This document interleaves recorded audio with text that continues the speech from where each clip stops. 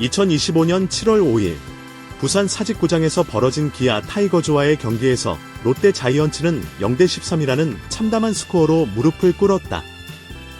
그러나 이날 가장 큰 충격은 점수판이 아닌 마운드 위에서 벌어졌다. 에이스 박세용이 또다시 무너졌다. 그것도 1회 초 첫 타자에게 던진 초구가 그대로 담장을 넘기는 홈런으로 연결되면서 경기는 사실상 그 순간 끝났다고 해도 과언이 아니었다. 4이닝 동안 11피안타 8실점. 그가 깔아둔 주자는 말로 홈런으로 모두 득점 처리되며 자책점도 8점까지 불어났다. 시즌 초반 8승을 거두며 다승 1위에 올라 진정한 에이스라는 찬사를 받던 그였지만 지금은 연승 스토퍼, 심지어 90억 먹튀라는 조롱 속에 방황하고 있다. 그로부터 이틀 뒤 롯데 자이언츠 구단은 충격적인 발표를 내놓았다.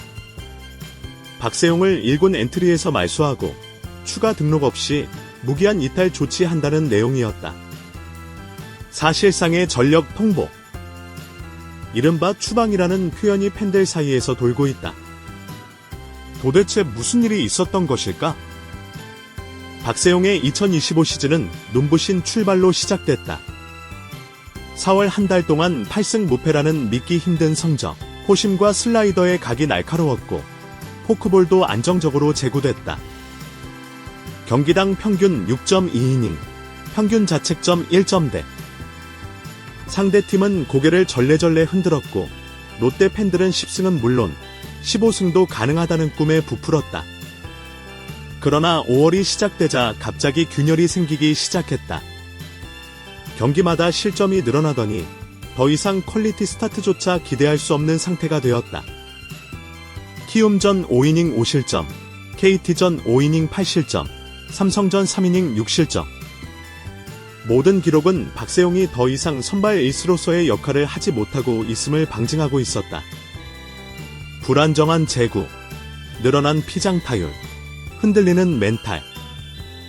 박세용은 점점 무너지는 선발의 아이콘이 되어가고 있었다. 이런 상황에서도 김태형 감독은 끝까지 박세용을 믿었다. 이유는 명확했다. 대체 자원이 마땅치 않았고 불펜의 과부하도 이미 임계점을 넘어서고 있었다. 롯데는 2025 시즌 불펜 투수 2연투 횟수 105회, 3연투는 무려 18회. 리그 최상위권이다. 선발이 초반에 무너지면서 매번 불펜이 이른 시점부터 가동되는 구조였다. 그러다 보니 김 감독은 박세용이 6이닝은 못 던지더라도 최소 5이닝은 막아주기를 바란다는 현실적인 기대를 걸 수밖에 없었다. 그러나 그 기대는 번번이 배신당했다. 그리고 7월 3일 기아전의 0대13 참패는 결정타가 되었다. 경기 후 구단 고위층이 비상회의를 열었고 김 감독 역시 더는 어렵다고 판단을 내렸다. 결국 박세용은 잠정 추방이라는 극단적인 선택을 맡게 된 것이다. 이 표에서 알 수 있듯이 박세용의 문제는 단순한 슬럼프가 아니라 구조적 붕괴에 가깝다. 5경기 연속 퀄리티 스타트 실패, 경기당 평균 자책 6.2점, 피안타율 0.420에 육박하는 수준. 이런 수치는 더 이상 그를 1군 마운드에 올릴 수 없음을 보여준다. 박세용이 롯데 자이언츠와 90억 원 규모의 대형 FA 계약을 체결했을 때만 해도 그에 대한 기대는 하늘을 찔렀다. 팀의 프랜차이즈 스타이자 대표적인 국대급 우완 투수였기 때문이다. 하지만 결과는 매년 기복 심한 성적과 경기력으로 돌아왔다. 팬들은 인내했고 2025년 4월의 폭발적인 성적은 마침내 기다림이 보상받는 듯한 순간이었다. 그러나 다시 추락. 팬들의 분노는 극에 달했다. 이럴 거면 차라리 이민석을 키워라. 90억 주고 이런 퍼포먼스면 그냥 방출해라. 감독이 고집으로 팀을 말아먹는다. SNS와 온라인 커뮤니티, 롯데 팬들의 내부 게시판까지 박세용에 대한 비판은 폭발적으로 늘어났고 결국 구단도 그 분위기를 더 이상 무시할 수 없게 되었다. 롯데 자이언츠 구단은 7월 5일 공식적으로 다음과 같은 입장을 발표했다. 박세용 선수는 현재 컨디션 및 경기력 저하가 반복되고 있어 구단 내부 평가를 거쳐 일곱 말소 및 재정비 조치를 결정하게 되었습니다. 해당 선수에 대해서는 추후 별도의 복귀 플랜 없이 무기한 2군 조정 상태를 유지하며 내부 경쟁 시스템을 강화할 예정입니다. 이 짧은 공식문 안에 담긴 의미는 명확하다. 사실상 박세용은 올 시즌 구단 계획에서 제외됐다는 뜻이다. 선수 본인이 기량을 다시 회복하든지 트레이드 시장에 나올 가능성도 배제할 수 없게 됐다. 박세용을 1군에서 말소하는 결정이 내려진 직후 김태형 감독은 정기 인터뷰에서 짧게 이렇게 말했다. 기회는 충분히 줬다고 생각합니다. 팀 전체의 상황을 우선해야 할 때가 됐습니다. 에이스를 향한 신뢰와 기대는 실망과 체념으로 바뀌었다. 김 감독의 짧은 한마디는 박세용이 돌아올 가능성이 희박하다는 뜻이기도 하다. 그에게도 더는 한 번만 더라는 기대를 걸 여력이 없다. 박세용 측은 현재까지 구체적인 입장을 내놓지 않고 있다.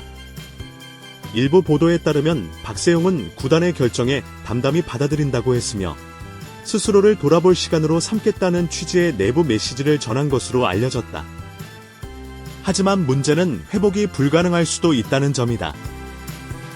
기술적인 조정이 아니라 멘탈의 붕괴, 리듬의 파괴, 신뢰의 상실이 겹쳐진 현 상태에서는 단순한 2군 조정으로 해결될 리 없다. 더욱이 현재 2군에는 이민석, 윤성빈, 김진욱 등이 경쟁 구도를 형성하고 있고 새로운 외국인 투수 영입 루머까지 떠오르고 있다. 박세용이 다시 마운드에 서려면 단순한 부위 회복 이상의 드라마가 필요할 수 있다. 롯데 자이언츠는 지금 시즌 중반 5위권을 다투는 위치에 있다. 투타 밸런스가 나쁘진 않지만 선발 로테이션의 한 자리가 비어버린 지금 팀 운영은 다시 혼란에 빠질 수밖에 없다. 그러나 박세용을 계속 고집했다면 더 큰 손실이 뒤따랐을 것이다. 이번 결정은 냉정하면서도 장기적으론 옳은 선택일 수 있다. 팬들은 그 결단을 원했고 구단은 그 요구에 응답했다. 이제 롯데는 90억 FA 계약의 무게를 다시 점검해야 한다. 선수와의 관계, 프랜차이즈 스타에 대한 기대, 감정적 애정은 중요하지만 결국 프로야구는 성적이 모든 것을 말해주는 냉정한 세계다. 박세용의 추방은 단지 한 명의 선수에 대한 조치가 아니다. 그것은 롯데 자이언츠가 진짜 변화를 추구하고 있다는 상징일 수 있다. 하지만 반대로 90억이라는 숫자가 만들어낸 허상이 얼마나 위험할 수 있는지도 증명하고 있다. 한때 부산의 희망이었던 박세용, 2025년 여름 그는 가장 찬란했던 순간에서 가장 쓰디쓴 기억으로 추락했다. 그리고 이제 그의 이름은 더 이상 사직 마운드에서 들리지 않을지도 모른다. 하지만 야구는 끝날 때까지 끝난 것이 아니다. 박세용이 다시 돌아올 수 있을까? 아니면 롯데와의 인연은 이대로 막을 내릴 것인가? 이 질문의 답은 박세용 본인의 어깨에 달려 있다.